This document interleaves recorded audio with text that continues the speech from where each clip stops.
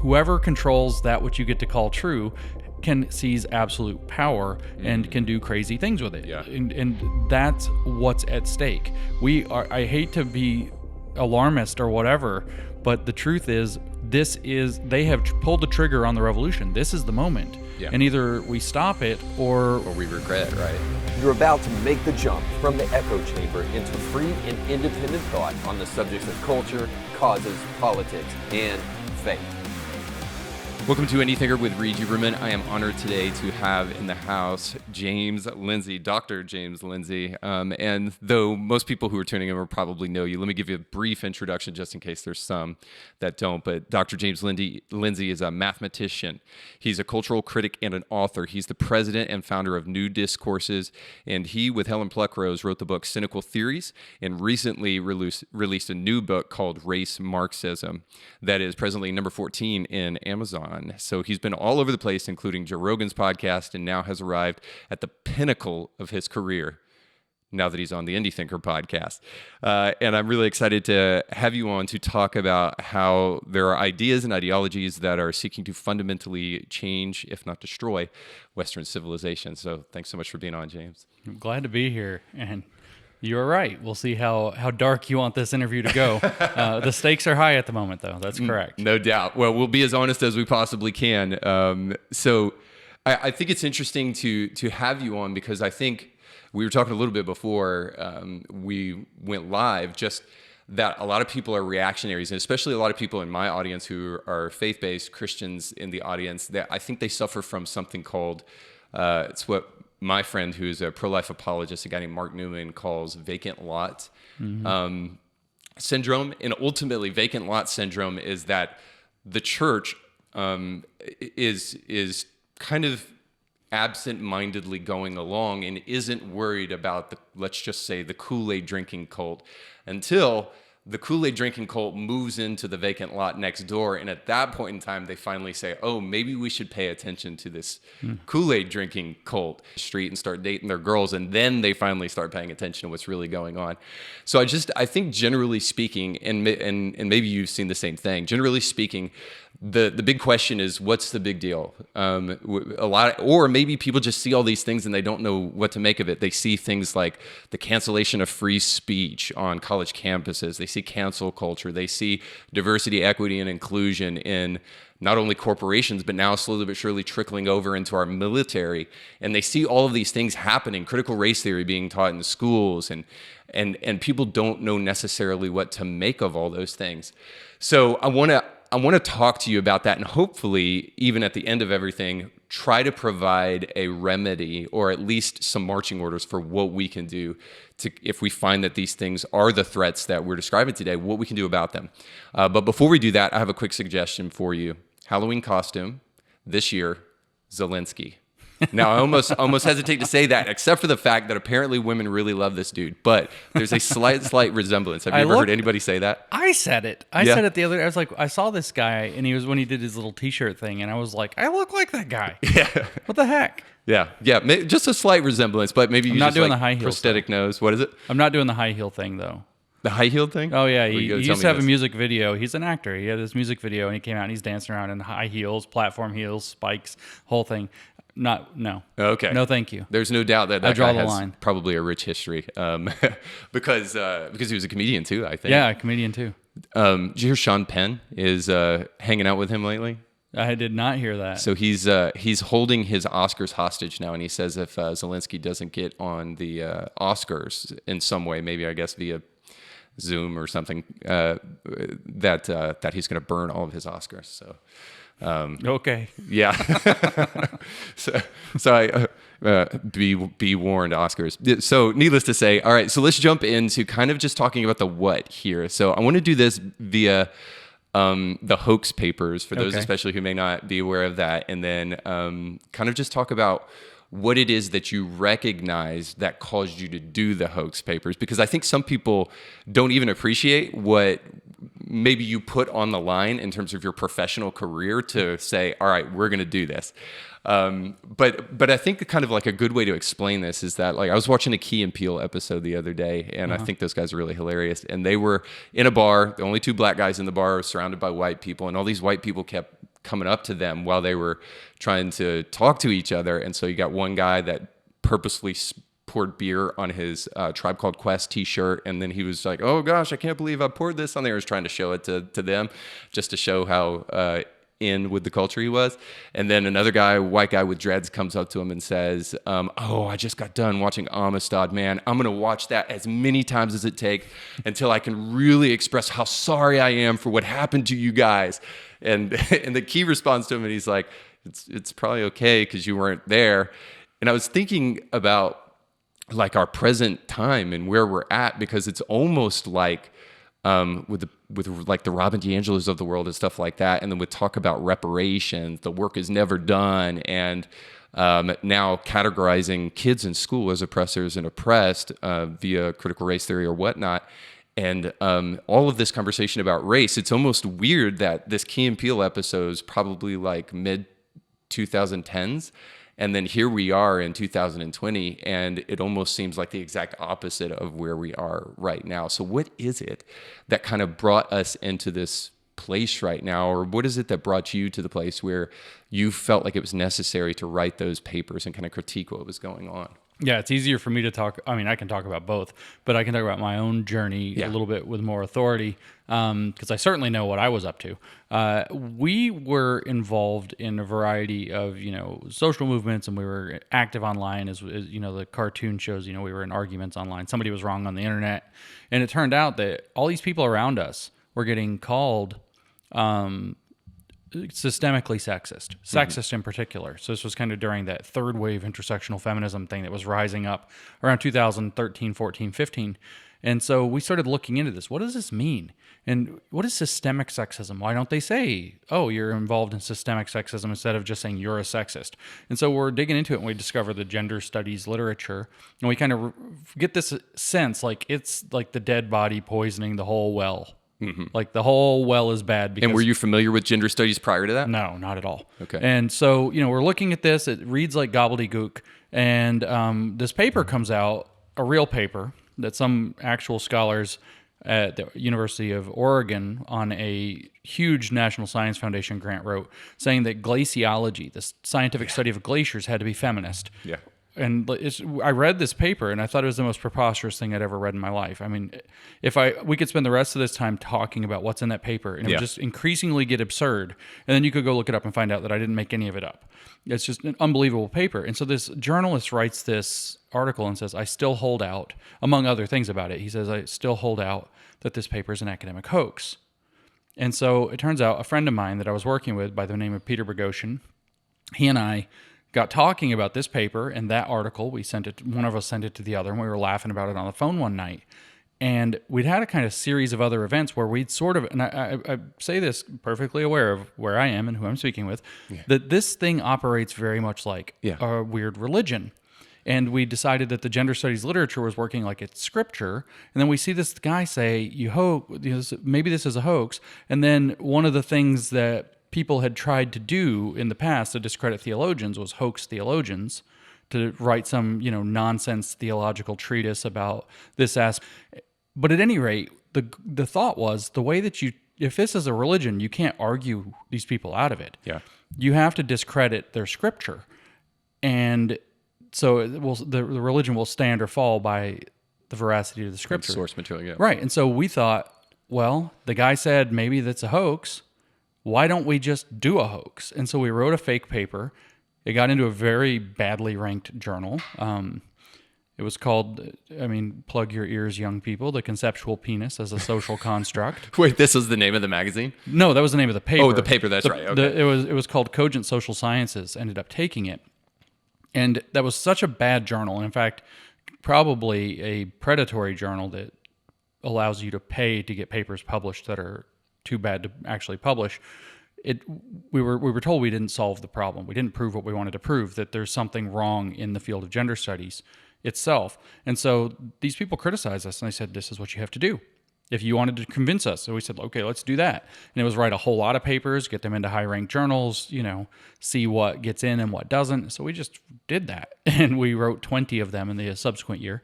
And so that's the short answer to what led us to do the papers, is we saw this thing gender studies as it was, we saw that its followers are operating in kind of a weirdly zealous, almost puritanical religious context, but for like this weird upside down, like hate-based sexism feminist thing.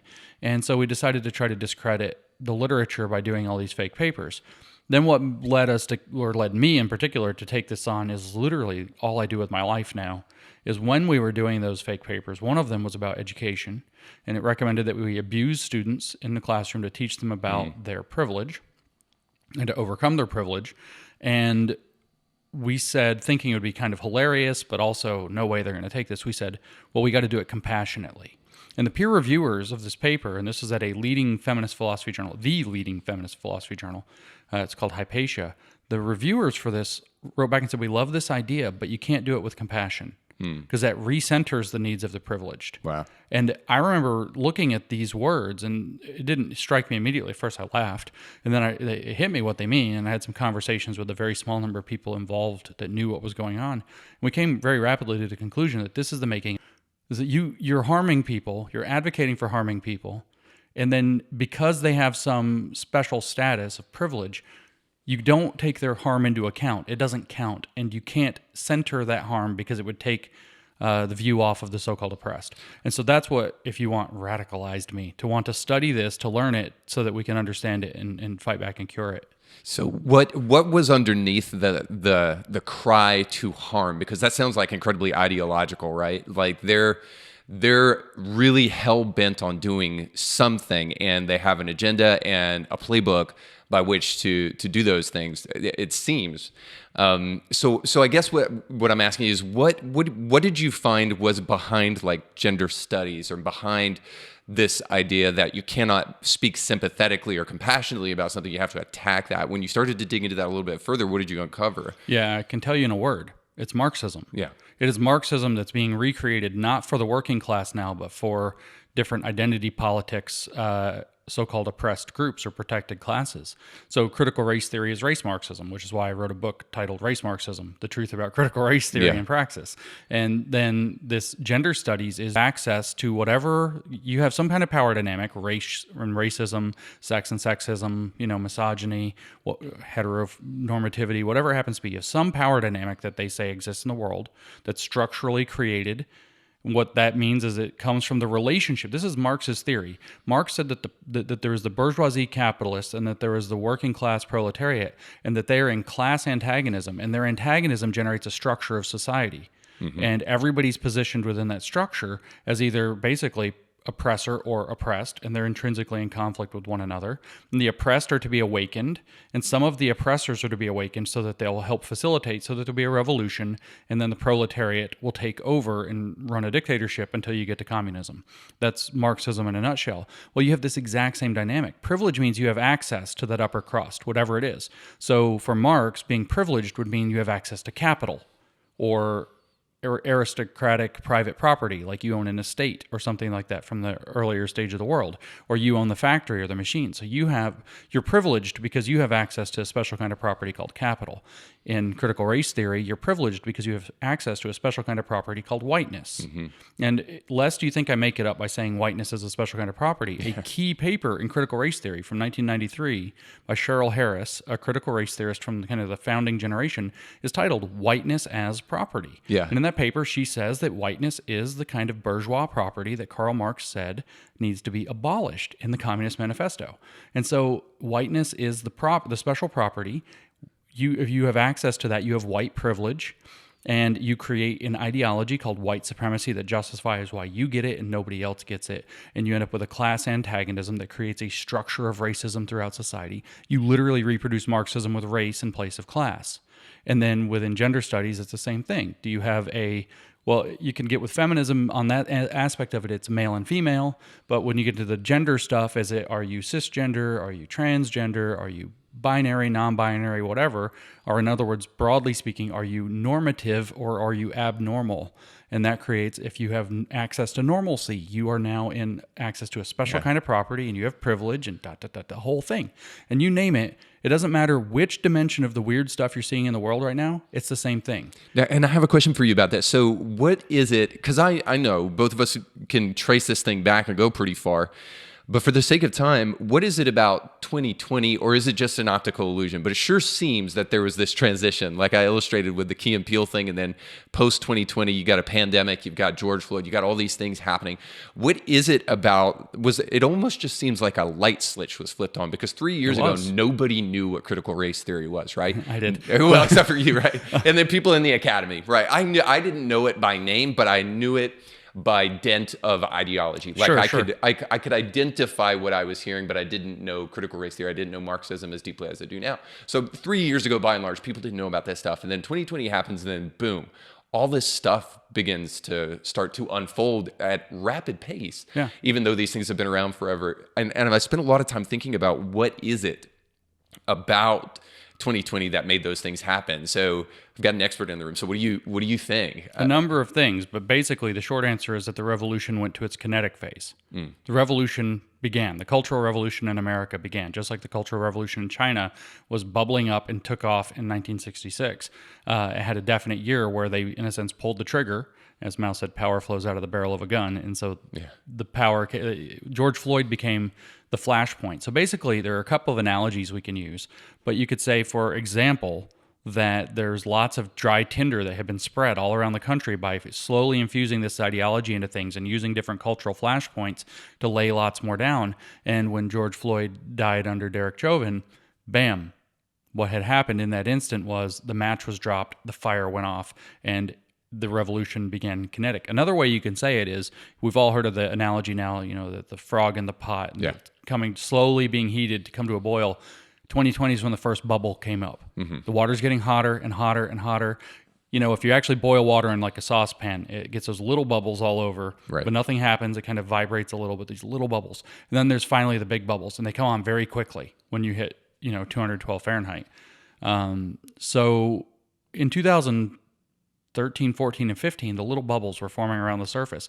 But that water has been being heated up, depending on how you want to count it, either since like 1920 or very much more specifically in the current context, since 1968. The neo-Marxists from the radicals of the 60s formed a thing called the New Left that burned itself out with its revolutionary bid, and then went into the universities to start indoctrinating college students to start filling in all the institutions. And that came to fruition about 3 generations later, and that's 60 years ago or thereabouts. And so that's where we are now. And so a number of things happened at once. We've had a number of cultural flashpoints where this has been filling the culture. That's the water heating up or the tinder being spread. Donald Trump running for president, getting elected. The Black Lives Matter movement in 2014 and 15 after Ferguson, Missouri, and Michael Brown. Most of us have kind of halfway forgotten how riotous that was for 9 months. And by the way, also forgotten that the Obama Justice Department totally cleared that shooting as a legitimate shooting. That's right. Or we could even go back, speaking of Obama, to the Obama, when he was elected, first black president, and there was some racism, and the media, of course, made this huge narrative like, wow, look how secretly racist America is. Well, that's the critical race theory narrative. Then the Black Lives Matter, look how secretly racist the police are. And then Donald Trump, only racists could vote for this racist orange guy. So again, the secret racism narrative had been being spread throughout. And so between Donald Trump, that's where they really, turned the gas up and got the water going. Yeah. Let me ask you this. How much does the pandemic play a role in this too? Because I started studying this, and I think all of that's great, and really kind of narrows us down in focus to kind of what's going on in the world. But I went back to history, and I started looking at communism, and I looked at what especially Lenin did to issue forth the communist revolution in his country. And what I noticed was that he looked for every single flashpoint he could possibly find. He looked at World War I, and then he tried to encourage soldiers, now that they have arms, now that they've got guns, to revolt against their generals, to shoot them, and then to come back and to create a revolution, communist revolution in Russia. And then he looked at every little flashpoint that he possibly could to try to create revolution, and it gave this kind of saying in my head that totalitarians love crisis, that crisis is always an opportunity for those who have bad motives. Yeah. And so the same thing happened with Stalin. Every single crisis, like with the Holodomor, he blamed the landowners for oppression just because he wanted to steal their land, and of course, asked for the peasants to rise up against their landowners. So they were always looking for crisis to, like Hillary Clinton and Rahm Emanuel saying things like crisis is a great opportunity, and then most recently our president saying, hey, we're creating a new world order, among all things. And so I'm just wondering about like maybe the pandemic, but also crisis as a turning point for these kind of cultural things. Well, the pandemic specifically, you look, for example, at Klaus Schwab from the World Economic Forum, which maybe you'd think, well, he's not really related to COVID-19. Yes, he is. In 2000, I'm not making some grand claim about that, whether he created some virus and put it out in the world. What I'm saying is that in June of 2020, just a couple of months into this novel pandemic, he releases a book called COVID-19, The Great Reset, in which he explains that the crisis of COVID-19 is a narrow window of opportunity to reset the world order, to reset global capitalism, to reset all of our systems. And so this seizing upon opportunity has occurred through COVID. So you bring that up. There was definitely the seizing of opportunity. You bring up Lenin, and so you have to talk about the dekulakification of Russia. Kulaks were rich farmers, or, they were specifically rich farmers, but there were also small business owners. Anybody who could be financially independent, could hold a community together. Those people had to be taken out of power, or his revolution wasn't going to work. They had to be deposed of their land, have their property stolen, sent to gulag to be re-educated, killed, something like this. And so we're seeing this unfold. If you don't know that, we're seeing this unfold in the United States and have been since the beginning of the pandemic. What did they do? They classified businesses as essential and non-essential. Things like Amazon, Walmart, Target, etc. got extremely well off, and everything else closed. So millions of small businesses shuttered forever. Millions of small business owners no longer in business. So all of a sudden that class is gone. And now what are they talking about? Huge fertilizer price spikes, fuel price spikes. There's going to be a food shortage. Why? Because these smaller and independent non-factory sized farms, the kulaks, are being dekulakified. This is what's actually happening in the United States. So what we're watching, the communists don't have complicated playbooks. They have lots of strategies and stratagems, but they don't have a complicated playbook. We're watching exactly that. We're watching the crushing of demand by raising fuel prices, inflation, etc. We're watching the removal of people who are independently, not wealthy, but independently self-sufficient from the economy, from the farming world. And we're going to end up seeing the way that the crisis thing works is they're going to sweep in with a solution and say, well, here's the solution. We'll put everybody, say, on a universal basic income. All we have to do is, trade in what remaining private property we have, or sign up for a digital ID with a digital currency where it's all going to be housed because our old fiat currencies have fallen apart, and so on and so forth. So we're actually watching the exact same playbook unfold. And then when you start to realize that there's a constellation of Marxisms between gender theory, race theory, even this approach to climate, what they call climate justice, is the same thing, by the way. Special kind of property holders are the people who have the ability to pollute and not feel the costs of it. Then there are the victims of that, the people who have to deal with the brunt of pollution. They call that climate justice. It's the exact same Marxist thing applied to whether climate change is occurring veridically or not. Whatever is happening around the argument of carbon in the atmosphere and climate, they've created a Marxist theory called climate justice that's getting applied in exactly the same way. And it turns out all these things are not by accident. The same people are paying for all of them to be forwarded everywhere. So these are, you had said, why these years? Why these last 10 years leading up to the 2020, 2022 range? And it's because the money started being dumped into these programs very explicitly in around 2008, 9, 10, and 11. And so you get about 10 years of billionaire financing and of playing with new investment metrics like environmental social governance metrics, ESG metrics that determine all investment capital. And all of a sudden you have, and this is being led by a very small number of people who call themselves stakeholders, in a very small, well-knit group that meets multiple times per year to plan for the future. That happened to be the same group that Hillary Clinton's involved in, and the same group that is saying COVID-19 is a narrow window of opportunity to reset the global system. And you start saying... Justin Trudeau and others. Yeah, exactly. The World Economic Forum is behind a lot of that. There are other entities. I don't want to put all the blame on them that are coordinating, but this is part of what's going on. So I hear in the back of my head people saying things like, so Marxism, come on, like where are all of these people? Where are all of these Marxists coming from? So let's talk about that for a minute, just to say, how is it feasible that all of a sudden, or it seems all of a sudden, but throughout decades, we've been seeing kind of Marxist ideology trickle through the ranks of our society to the point where America, a place where you wouldn't think that any of those ideologies are compatible, we're starting to see these things more and more and more. So you say all of these things are interconnected to eventually one foundation, all of these strands go back to Marxism. So what's the chief vector of transmission? I don't know if you're familiar with GAD-SAT or not, but let's treat this as an idea pathogen. What's the vector of transmission for Marxism that's pumping out this stuff into society writ large? The universities, no question. So like I said, the New Left, which was very radical in the streets, people got shot, Detroit hasn't recovered from the riots there in 68 and 9, and that burned itself out. There's a book called The Critical Turn in Education that says, where did all the 60s radicals go? Mm-hmm. It's by Isaac Gottsman, a Marxist educator at Iowa State University. He says, where did all the 60s radicals go? They didn't go to Yuppiedom. They didn't go to the commune.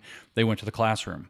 And so many of the Weather Underground activists, if they didn't end up in prison, to be pardoned by maybe Bill Clinton later, those people went into K through 12 activism. Virtually all of them became K through 12 Now, I activists. heard you say something about this, that there's actually kind of like, there's a playbook here too, where they say education is the place where these things need to go. Yes, of course. It's Antonio Gramsci's plan. So it got later called in the 60s by Rudy Deutschke, who had looked at what Gramsci had written in the 1920s and 30s. He looked at what Mao did in his Cultural Revolution, and he called it the long march through the institutions. And how do you march through the institutions? In a church context even, where you get your pastors? From seminaries, which are schools. Where do you get your media elites? They go to communications colleges. Where do you get your lawyers? They go to law school. Where do you get your doctors? They go to med school. And under that, they all go to university, et cetera, et cetera. And so what Gramsci said is that there are 5, I think there are now more, medicine being one he didn't mention, for example. So there are 5 key pillars to culture. If you infiltrate those key pillars and turn them over, the whole society can be turned over. Then you can have your revolution. And he said that they are family, religion, education, media, and law. And like I said, I would definitely add medicine. I would probably add entertainment as, the key pillars of our cultural system. And so how do you get into every one of those? Every one of them except family is easily entered by taking over education. Because like I just said, the pathway, the feeder pipe to everything else, every other institution, the elite status at every other institution, including the government, including everything, including military brass, all of it has to go through the university system. Cool. So if you have Marxist professors getting Marxist students, generation after generation, academic generations maybe 10 years, we're 5 generations deep then you can really start pumping out a lot of people who are either soft to, sympathetic to, or fully brought into the Marxist ideology without even necessarily, this is the craziest part, without even necessarily knowing that they're Marxists. Mm-hmm. They're just reproducing the logic of Marxism. Would you call them the useful idiots? They are the useful idiots, or as the communists used to call them, besides useful idiots, they call them suckers. Mm-hmm. And this is fun, I like to bring this up. Do you know who they said the biggest suckers were? Progressive Christians. Yeah. They actually made suckers lists. That's surprising. And progressive Christians, they used to laugh at them. This is Communist Party USA stuff. This is well documented. You can go read it for yourself where documents have come out. They called them the biggest suckers of them all, progressive Christians, and put them at the top of their suckers lists. And so they would have communists as atheists come in, pretend to be Christians, and then get positions of some authority within the church and start swaying the progressive pastor to start deconstructing, like, let's just reinterpret what love thy neighbor means to mean give him all your stuff. That's so super interesting. I have to ask you there real quick too. I want to jump into the church here in just a moment, but I have to ask you too about kind of like the civil rights movement. Are you familiar with Manning Johnson? I am. So I just got done reading kind of his memoir book. I don't know what you would call it, but anyway, about how the Communist Party infiltrated the civil rights movement, the ACLU and stuff back in the 1930s. I found that totally fascinating. That what we're seeing with Black Lives Matter now was happening all the way back in the 30s and well documented by a black man that was in the middle of the civil rights movement trying to advocate for it himself. A lot of people don't know that the first national chairman of the ACLU, I think his name was Harry Reid, and I hesitate on the read, but if you look it up, first national chairman of the ACLU, you can check his name, was a progressive Christian reverend, and he was a member of the Communist Party. And he actually stopped being the chairman of the ACLU in the 1940s when they declared that you couldn't be a communist and be a member of the ACLU's leadership board any longer. It's so funny. And it's like, and so in some degree, that what's that infiltration into that do? Well, you start to achieve Gramsci's bid for law. How do you do that? Well, you take up all the free speech cases you can, but you primarily take up 90, 80, 70%, some large proportion of those being communists who infiltrated something, violated some, core tenet of U.S. law, and you defend them primarily. And then occasionally you defend maybe the neo-Nazis and Skokie, and everybody thinks, well, look, they defend everybody. But if they defend 75 to 90% communists, then you're defending communist interests in law. Same thing all the way across. And Manning Johnson's an excellent example because he was, high up in the black communist party of the United States, and he finally figured out that actually it was like the communist plantation. They were telling him what he was allowed to say and not allowed to say. He was never allowed to speak when the white communists were around, and they were using black people to implement their regime, which is what you then see again from the chief Marxist theorist of the 1960s, Herbert Marcuse. Herbert Marcuse writes in his essay on liberation in 1969, among the other works of the 1960s, he's like, the working class is out. It's conservative now. Capitalism works for the working class. It delivers the goods, he said. So they're not revolutionaries anymore. They're conservatives. We have to find that revolutionary energy somewhere else. Where is it? It's in the ghetto populations. Yeah.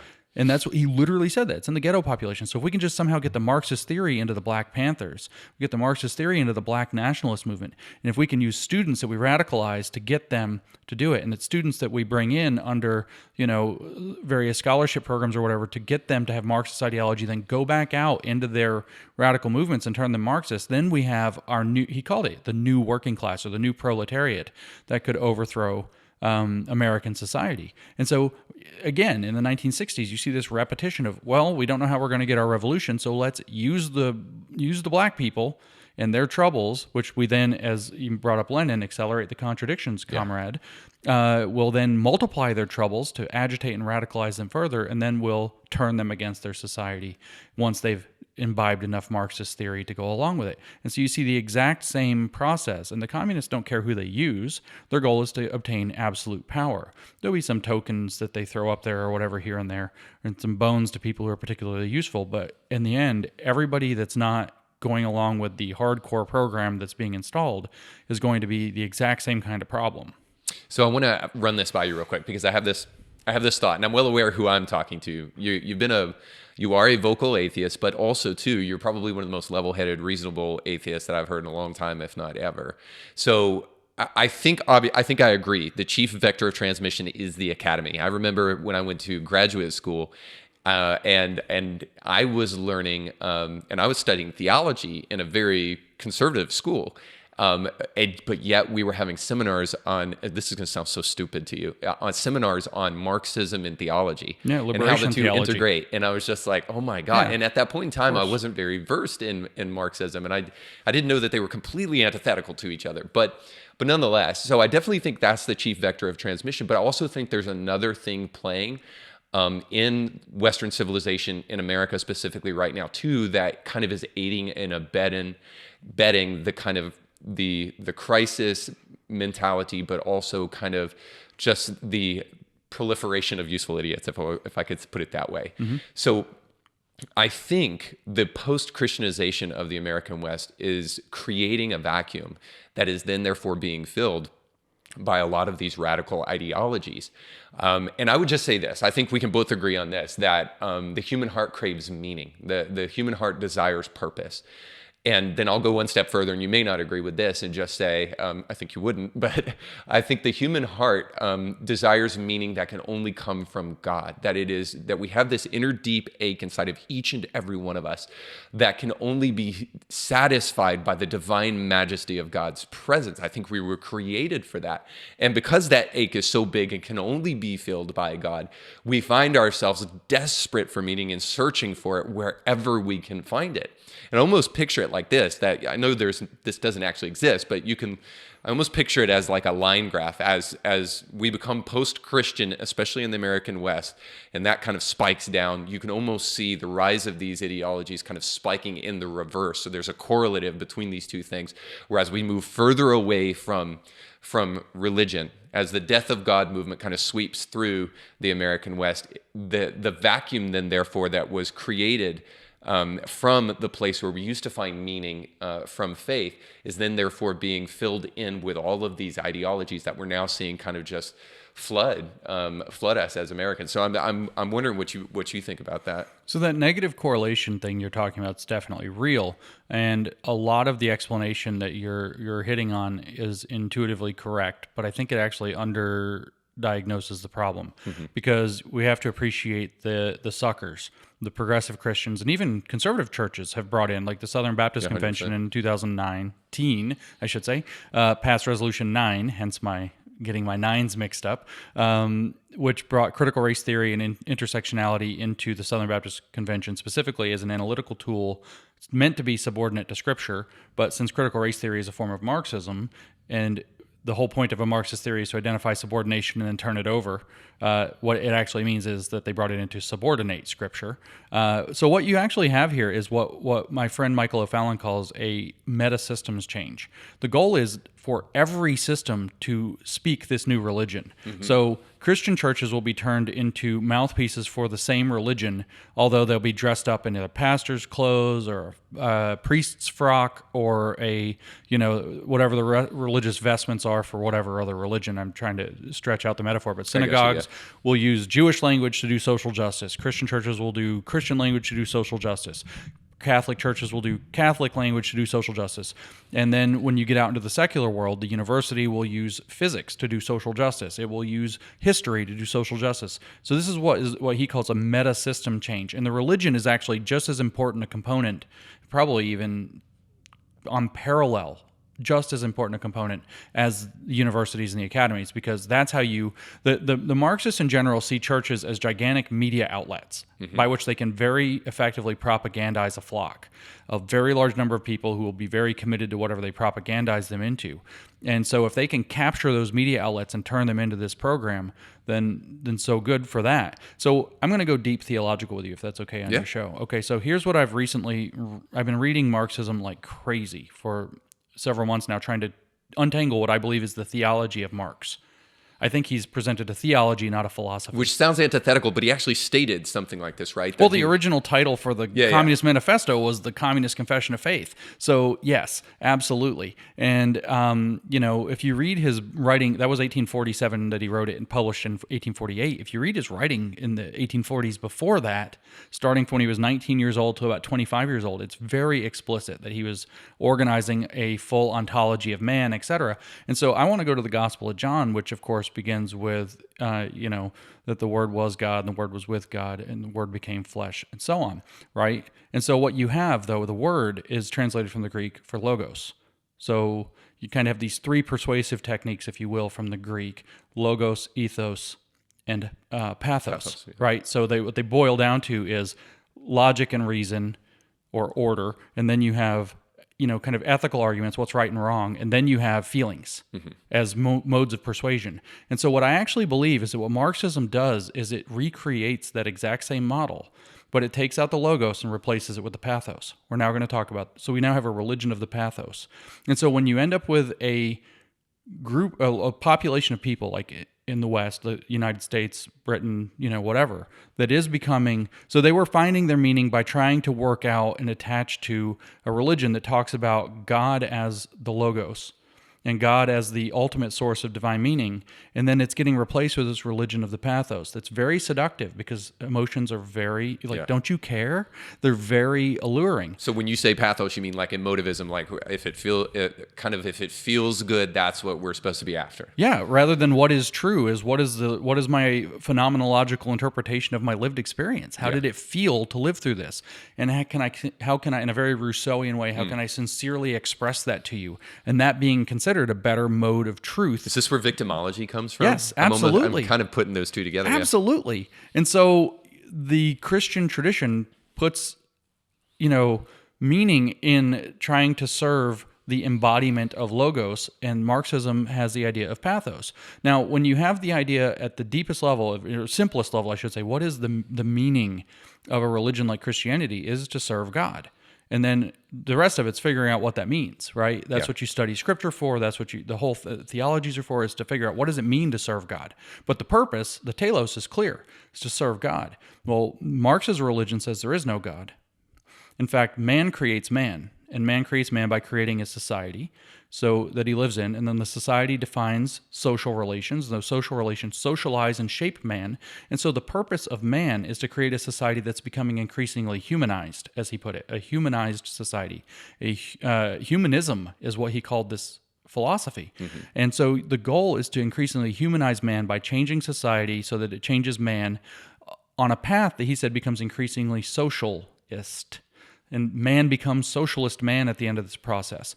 And society becomes socialist society. And in fact, they say this in their own language, that they're rebuilding the garden that we've been ejected from. Yeah. Herbert Marcuse, in his 1955 book, Eros and Civilization, says specifically that it's our birthright to be in the garden, and that we were ejected from the garden wrongfully, and the way that we get back into the garden is to take a second bite from the fruit of the tree of knowledge of good and evil. Wow.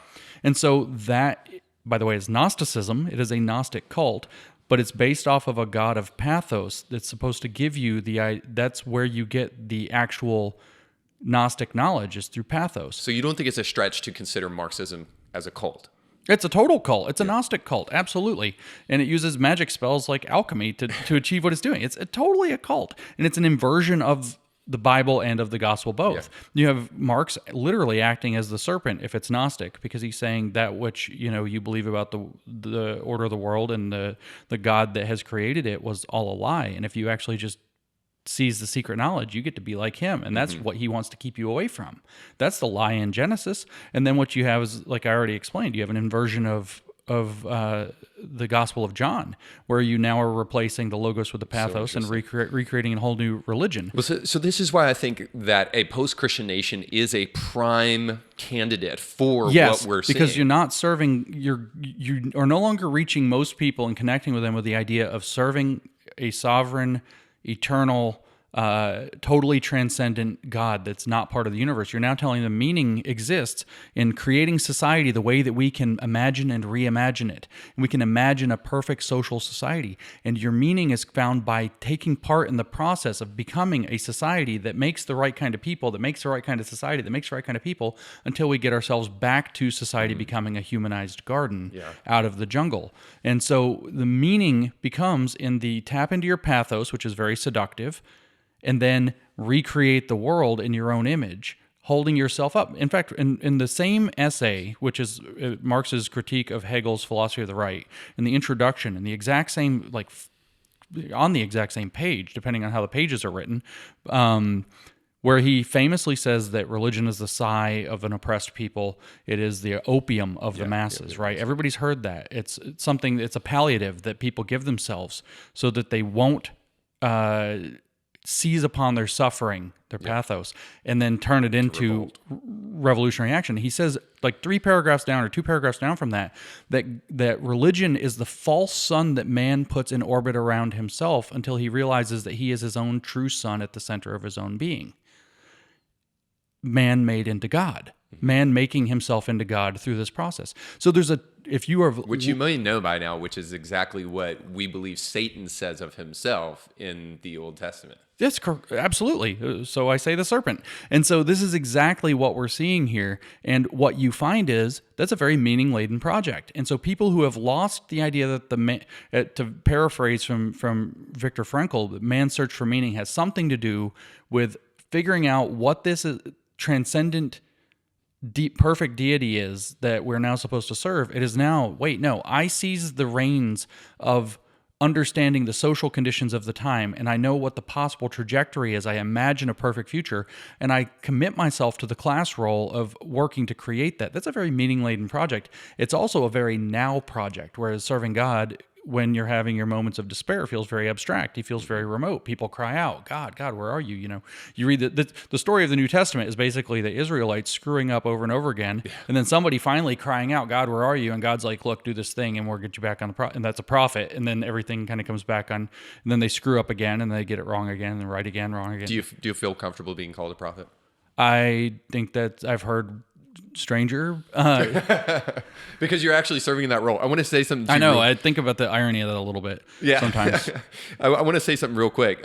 Going back to pathos for just a moment, because we're seeing, if you want to call it this, and this sounds pejorative and it's not meant to, but the useful idiots of the evangelical pastor or the conservative pastor that is doing the yeoman's work of the progressive Christian comes in the way of pathos because they've been convinced that you're a good person or that you're sympathetic and you're empathetic, all things that are very important to Christians, if you echo these talking points that are clearly leftist. Like if you echo Black Lives Matter, that's how you show not only your woke credentials, but that's how you show you truly are a benevolent person. So this is what we're falling for in the Christian church so very often. So I want to give you a couple quotes, and this may be a little bit leading, but I want your honest opinion as you hear them. And these are from prominent evangelical white pastors. Mm-hmm. And so this is from one of them. He says, as a white pastor, so already we got identity in there, identity politics. I want to lay aside more of my preferences. I don't want to speak on issues popular to white followers and stay silent on issues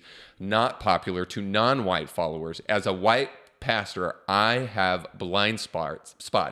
I am part of the problem. And then two more. Pathos. The Bible gives this refrain over and over and over again. Let the nations be glad. Let the nations be glad. Let the nations be glad. This is not about a group of white folks in English. Now, the problem I have with this is that every Christian knows that. Every Christian knows this is not speaking to white English people. And so it leaves us saying, why are you even saying that? Why are you even bringing that up, since no white people actually think God's like, by the way, this is only for you whiteys. No white evangelical believes that. And then the same pastor went on to say this in the documentary that you were in. If we find, and by the way, that is by what standard fantastic. If we find an Anglo 8, speaking of like leadership scores, I forget what the scale is, but needless to say, if we do a leadership score for people we want to hire, if we find an Anglo 8 and an African American 7, which one do we want? We want the African American 7. When you hear some of that stuff infiltrating the evangelical church, what does it make you think? I mean, since I'm talking in a Christian context right now, I'm all up in the gospel. I hate to put it that. I know it's weird. You build me as an atheist, but I am. I'm all up in the gospel. So one of the first things I think when they're making these declarations, the so-called positionality must be intentionally engaged, which is your social position in the structural hierarchy created by the Marxist understanding of the structure of society. I, as a white guy, blah, blah, blah, blah.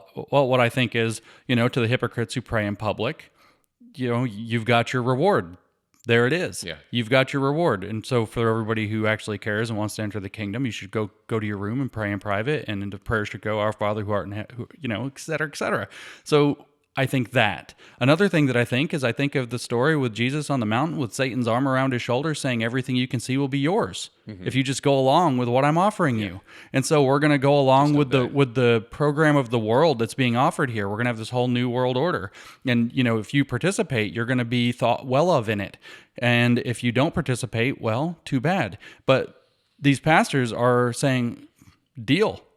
But that's not what Jesus did. He rebuked Satan and said, that he has something better and get out. Yeah. Like you don't even know what you're talking about. So I think of these kinds of stories. Man does not live on bread alone, but on every word that proceeds out of the mouth of God. So you're following a different logos. Well, you're following a pathos is what you're following. You're tapping it, but you're also following the idea. The pathos is the madness of crowds, as Douglas Murray named it. Mm-hmm. You're following what seems like is the right thing to do, is according to some temporary standard of society, in fact, a manufactured standard of society. You read Herbert Marcuse and he says, we're going to create a new sensibility and a new morality. And we're going to introject these new values into people until they need them, until they become vital needs, by changing man at the very biological level, the level of his basic needs, so that he can't live without socialism. That's the essay on liberation. Mm-hmm. And so what you're doing is they're playing along with that program. And whether somebody's come and put their arm around the shoulder and offered them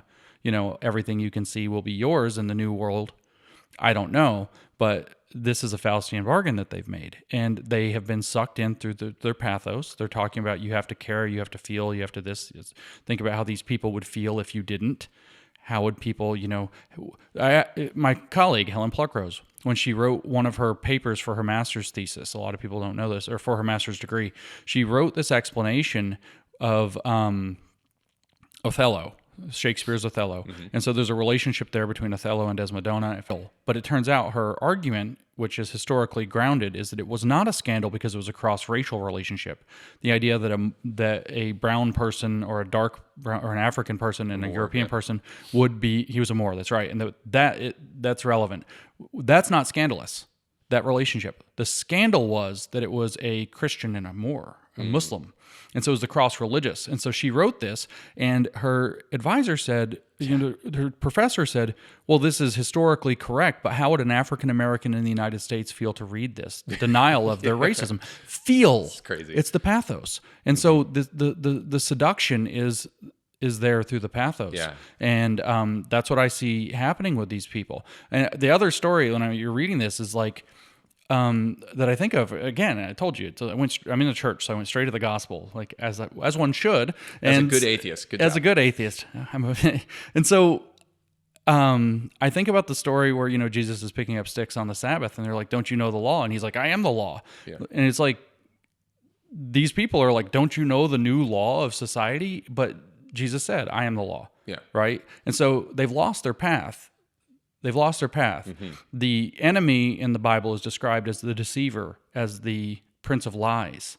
And so pathos has taken them off of their route, and they've accepted a nest of lies that feeling is more important, and that the law of man in the given era is more important. And then the Pharisaical, attending to all the details is what matters.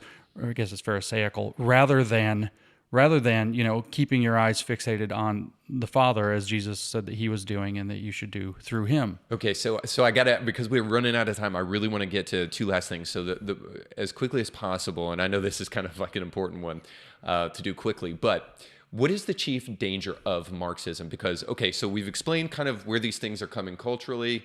We see kind of like the demolishing of women's sports. We see critical race theory. We see radical gender ideology in the trans movement. We see all these things going on in society. We track that down to Marxism. And then I still think some people say, oh, Marxism, whatever, we created a society that's kind of resilient against such things. That's what the Constitution's for, whatever they may say. But what is the chief danger of Marxism? And I'll just tell you, for me, what I come back to, it's kind of like postmodernism, Marxism, and there's similarities there, but the chief danger, I think, is relativism. Is its full-on assault of objective truth, almost like what you were alluding to when you were talking about the logos and the importance of truth over emotions. I think relativism is the kind of thing that causes parents to raise small children with gender confusion, because it gives them the woke virtues of registering on TikTok and getting likes and all those kind of things. I think it does no limit of really, really great harm to people if we don't understand basic biological realities like man and woman and those kind of things. Yeah. And all of that I trace back to, and that's just one example for the many things that we could talk about, I trace that back to relativism and how dangerous that is. I think that's dangerous for Christians because we are a people that believe that the truth is necessary to come to the gospel of Jesus Christ. The truth is that is true, and that you need an understanding of truth to accept the gospel. You shall know the truth, and the truth will make you free. So you can't have a warped understanding of reality and have a clear pathway to the gospel. You need to know truth. Relativism is a full-on assault of that. But I think that goes broader too, just to society at large. When we start alienating objective truth as a category that doesn't even exist, like the postmodernists would, I think we see the kind of unfolding of what's going on in our society, and it becomes dangerous for each and every one of us. So what would you say is the chief danger, if we can kind of like whittle it down to one thing, to a fine point of say, this is why Marxism must be withstood? I mean, what you said is a means to an end, and that end is a complete totalitarian system that serves a very small number of people and enslaves the rest of the planet. So the truth sets us free, or you can say like Jesus is the way, the truth, and the life. And why is that? Because the truth is ever the enemy of all tyranny. Arbitrary shifting relative power is tyranny. It's where tyranny flows from. And so the point of the relativism is actually just to create shifting sand where whoever's in power can tell you what you have to believe this week and if they want to change it next week. So relativism is a means to an end that takes you away. When Jesus comes and says that, the truth is I am the truth and the way, right? So those things are the same thing. What they're saying is that's where freedom comes from. That's because it is the opposite of arbitrary power. It is grounded power. Yeah. Power rooted in actual truth is grounded. So what the chief risk is then is relativism is just a pathway to losing your society and having a global slave society with a very small number of people. And if you want a preview of what it looks like, I could say go read 1984 or something dramatic, but no, just look at China. And so then we look, for example, in China at the Uyghur population, some however many 3 million or thereabouts Muslims that are, what is it? I guess Eastern Chinese, and that they have been now put into prison camps. They're literally in concentration camps. They're literally having their organs harvested for what? Having a religion outside of the Marxist faith that the CCP mandates. And so that could just as easily be Christianity that's not playing the progressive game. Yeah. So the conservative Christians end up having their organs harvested for whatever, or what it could easily go to that, and it can go there very, very quickly. So the relativism, your intuition is correct. The point with the radical subjectivity or radical relativism, it has a theological point in Marxism, but a practical point is that whoever controls that which you get to call true can seize absolute power and can do crazy things with it. Yeah. And that's what's at stake. I hate to be alarmist or whatever, but the truth is, they have pulled the trigger on the revolution. This is the moment. Yeah. And either we stop it or we regret it, right? And we're not entering into 1917 industrial communism like you saw in Russia, where the idea could be if you could actually gather enough people together and burn down their commissary or whatever, that you maybe could get out of it. No, we're dealing with super high tech, algorithm driven, high surveillance, biometric, blah blah blah. They have the AI and the robotic and automation technology now to actually make a real bid for actual global communism. That's what they said in all these 50s and 60s writings, that the Soviets couldn't do it because they just didn't have the technology. They have technology now where they could throw down an iron curtain it's really a silicon curtain. It's a completely digital curtain, where how are you going to rise up if they're tracking literally everything you do, who you're associating with, who you're talking to, everything you've said? And how are you possibly going to come together and fight against it? In China, it's illegal to get 50 people together for any reason without a government official there. Yeah. You can't gather. You can't do it. How are you going to have church? It's going to have to be CCP church or whatever. And so I don't think people realize that we are at this cusp. And if let's say it's not that bad. Let's say it's way softer than that. Then what you're going to lose is just your faith. Yeah. It's going to be replaced with fake social justice faith. You're not going to be serving God. You're going to be serving all this nonsense instead. And if you don't, you're racist, you're sexist or whatever, and you're going to be persecuted. And maybe the soft version of this is a gigantic persecution. Yeah. And the hard version is look at China, put it on the worst steroids you can imagine because there's nowhere to flee to left if it's everywhere. And so there's nothing to have them to stop turning up the volume on the level of surveillance and control. And that's what you're headed toward. Okay, so let's say that we recognize the threat and we're ready to do something about it. You have said, I heard you just recently say, critical race theory is as critical race theory does. And you've keenly pointed out that critical race theory is not critical race theory without praxis, according to critical race theorists, that there has to be active measures by which you implement the theory. And so I'll give leftists credit, and I'll give neo-Marxists credit that they are way more strategic than I think we give them credit for. Yes. So I believe if we're going to recognize the threat, it's not good that we just recognize the threat and say woe is me or the sky is falling, but that we actually then have a step.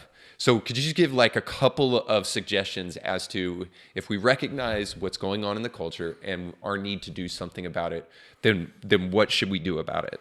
Yeah, so everybody's got to do something. And let me just put to the previous question, let me add one fine point where people say, well, the Constitution, it couldn't happen here, right? Let me show you how easy it is. You know, those land acknowledgements you keep hearing about at different universities, and they're standard in Canada and Australia and some other countries. We occupy formerly Cherokee land that we stole from the blah, blah, blah. The Fourth Amendment of the Constitution protects against illegal search and seizure of property.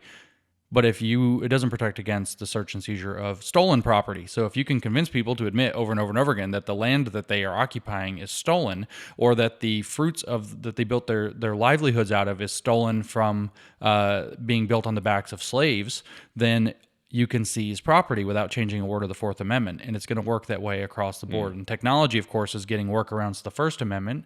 Smart guns, where they can be disabled from a distance so that nobody but their owner can fire them, but they're actually trackable, traceable, and can be disabled from a distance, will get around the Second Amendment. It's not hard to get around the Constitution using A, technology, and B, slippery language, which they're going to be very good at. So it can happen here.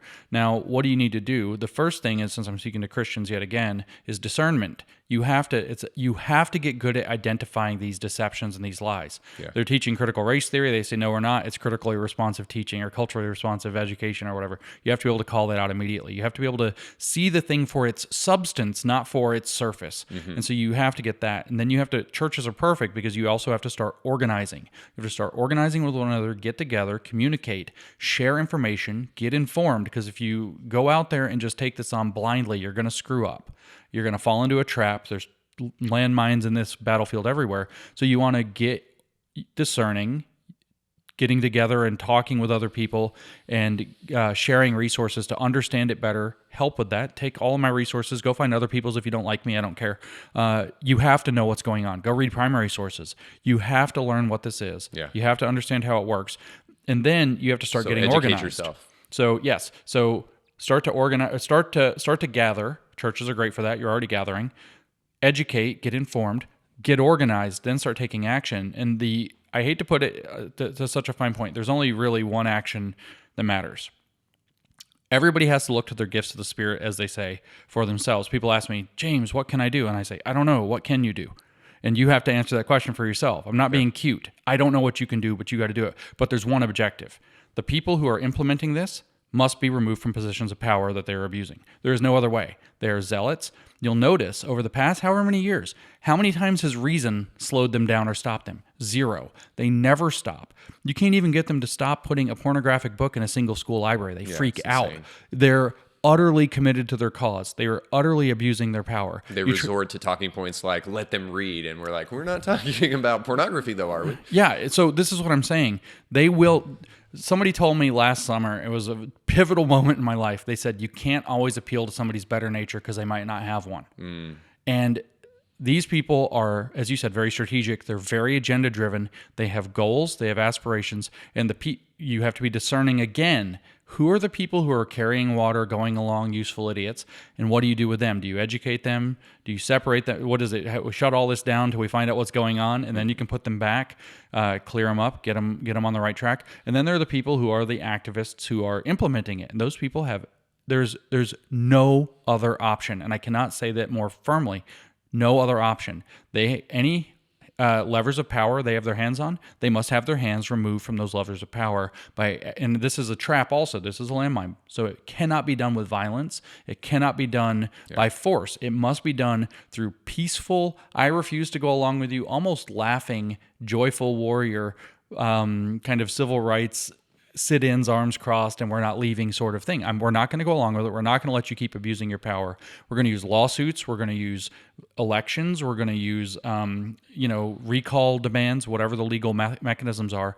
And we're not going to be triggered into going into anything else, because the second violence triggers, or as people are, is another civil war coming, I can guarantee you that there will be like UN forces filling up Canada and CCP forces filling up Canada to secure our nuclear arsenal. If anything looking too unstable happens in the U.S., it can't go that direction. Whoever pulls the trigger first, in other words, with violence, loses this game. Yeah. So it's a massive standoff in that regard. So every legal means to take them out of power. Everybody who can run for office should. Everybody who can do a bake sale to raise money for that person to run for office should. Whatever your gifts of the Spirit, happen to be, to support that. Vet candidates, people who have spines, encourage them to stand up. We need a Ron DeSantis in 30 states, 50 states if we could 100%. Get it. And support financially podcasts like this one. Okay, yes. So I do have one last question, but I do want to say something you said. You said make them state a bridge too far. I think that's great advice, especially with the useful idiot. So make them say, oh, well, I'm against racism, okay, but how far does that bridge go? Or when is the racial rhetoric too far? Like when we start being racist against white people, when we start kind of taking anti-racism and saying, present racism is the only cure for past racism, when we do that Ibram X. Kendi nonsense, make them state isn't that a bridge too far, and hold them to that. That's actually incredibly powerful, because that's where you start to weaponize the social cohesion factor back the other way. And I called it the woke breaking point. Ask people, maybe you don't think this is too far or too crazy yet. When would be? When is it? What's the line? Draw some lines for me. Let's just draw some lines. We're not going to do anything with them today. Let's just draw some lines. If they're tearing down a statue of Thomas Jefferson, is that too far? Do they have to tear down the White House? Where's too far? What would make you say, wait a minute, that's too much? And everybody should be helping people find those points. And then they should also create, a golden bridge or whatever they call it. When you hit that point, come talk to me. I got some materials to help you understand what's happening in the world. That's great. Okay, so one last question. We've talked way more about Jesus and the Bible than I thought we would in this conversation. So I am just curious. You've been doing work with Michael O'Fallon. You were in that documentary, By What Standard, which is about kind of wokeism in the Southern Baptist Convention. And you've been working a lot with Christians lately. And I'm starting to see this strange allegiance with people like Bill Maher, who are saying things that Christians are like, yes, finally. And then people like Jordan Peterson, who's very actively, an agnostic, but very actively like talking to fellow Christians and talks about Jesus with tears in his eyes. So I know you said in that documentary that you're no longer an old guard atheist, but I am curious how your interactivity with Christians, and by the way, you're even speaking at my church tonight, which is the occasion for us talking. I'm just curious how your views on Christianity have evolved since you've kind of gone down this road that's led you to kind of being such an active figure in the culture, speaking against wokeism. Yeah, I'm pretty warm to it, to be honest with you. I really have had 90% warm, very welcoming reception from Christians. I occasionally have these Christians that are like, yeah, but how can you know anything? And I'm like, come on, man. I don't want to have that conversation. But I found that we have more in common philosophically even than anybody really expects. But so many of the members of the Christian faith communities have been actually great testaments to their faith, which I think is the most important thing. They welcome me to their homes. We have dinners. We have conversations. We don't get antagonistic. We can dig into the philosophy, like, well, what is the basis of knowledge? I don't find these conversations to be particularly interesting, especially in the present circumstances, but we can get into them if we want to, and we form friendships over, even through those, whatever level of disagreement that we might have. And so it's been a really wonderful experience. I think that Christianity offers a wonderful philosophy and structure. I quote from it a lot. I relate through it a lot. I find it very useful for clarifying my own thinking, both about what I'm fighting against in terms of how it inverts it and what can be done about it in terms of, what does it mean to keep your eyes on objective truth and to see the truth as the way and, to set the truth in the logos rather than say the ethos or the pathos or some other domain of human experience. I get to think about these things on a deep level. What is the story of the Old Testament with the going away and coming back and the going away and coming back of Israel over and over and over again? What does that imply? I find it to be a very compelling way to think about life. And so in that regard, so what I end up telling Christians is, philosophically speaking, because I always know where this goes next, is that I think we agree about virtually everything, except I don't have the need to name this thing at all yet. Whereas Christians, of course, have gone into not only deciding to name it as God of the Bible, but also, or the God of Abraham, if you will, but also to then take the step further and say that which is testified to in the New Testament, that Jesus was the embodiment and sacrificed himself for our atonement, etc. Well, let me is dovetail also this true. in here. Are you open to spiritual experience, or maybe even have you had any? I mean, I used to a lot. And in fact, I mean, this is going to sound really heretical or whatever here. I've practiced a martial art for getting on close to 15 years now that's Chinese and explicitly Taoist. And I mean, we don't do like Taoist magic spells or any weird stuff. It's just the philosophy underneath the art. It's a martial art. It's practical. But, the idea that anybody who does that, understands that there's meditative and contemplative aspects to understanding and the fusing of the mental and the physical. And thus also, if you want to get, they're always all into the energy stuff or whatever, the chi and all of that.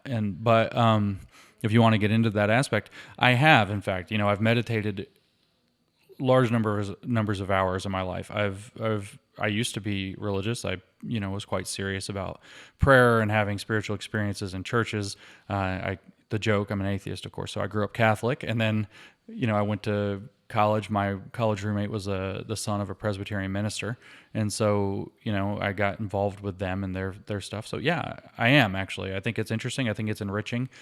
I, however, don't know for sure what it means, and I'm very curious to figure out what it, so we can talk about the physical. It's very easy. We can talk about the mental. We have a sense of what that is. It's different. What is spirit? And, without going into a full Hegelian phenomenology nonsense that I think was a huge wrong turn in philosophical history, I don't know the answer to that question, but I know that there's something, and it's very interesting. Well, you hang out with me long enough, and you'll be speaking in tongues in no time. I was gonna ask you the final question, which the guys at the Babylon Bee always ask their guests: are you ready to accept Jesus Christ as your Lord and Savior? And they kind of do that somewhat. They do it every time. They asked Elon Musk this the other day. I don't know if you saw it. I did not see that, but I've been on their show a couple of times, and I've told them consistently, no, not today, and I'll tell you, no, not today. But thank you for asking. I know what you intend by it. Yeah, no, that's great, man. Well, thank you so much for being here. You're an absolute legend. I would call you the GOAT, but I don't want to fill your head up too much with too much self-esteem. You called me a prophet a little bit ago. I mean, yeah. That's probably even more. So you stick around too much, and I'll compliment you a lot. So nonetheless, thank you for being on today, man. Tell us real quick how people can stay up to date with what you're doing, where they can go buy Race Marxism. Okay, it's really easy to remember where to buy Race Marxism because we bought the domain. So if you go to racemarxism.com, it'll direct you straight to where you can buy it, which is on this little website nobody's ever heard of called Amazon. Yeah. So you can get Race Marxism there. We independently publish it, so that's the only place it's currently available. Audiobook is coming soon. I know you're going to ask. I've recorded it. The audio engineer's working on it. It's coming. Cool your jets. It'll be there. Keep up with me at the website is newdiscourses.com or on my social media, which I am at Conceptual James, and the company is at New Discourses. And you can find it on virtually any of them. I'm most active on Twitter, but it's on almost all of them. Awesome. Great. Well, thank you so much for being here, man. Thanks. All right. Don't forget to like, share, and subscribe. Thanks, everybody, for watching. Our thanks again to our guests for being on the show today. Indie Thinker with Reed Huberman was brought to you by our sponsors. If you like what you heard today, please do us a big favor and give it a 5-star review and like it and share it with friends. And if you want to hear more awesome guests, make sure to check out past episodes. Indie Thinker is a nonprofit paid for by our sponsors and the generous gifts of people like you. In order to hear more great guests like you did today, please consider giving a tax-deductible gift by going to indiethinker.org. And just remember, your voice matters, but infinitely more when you think for yourself.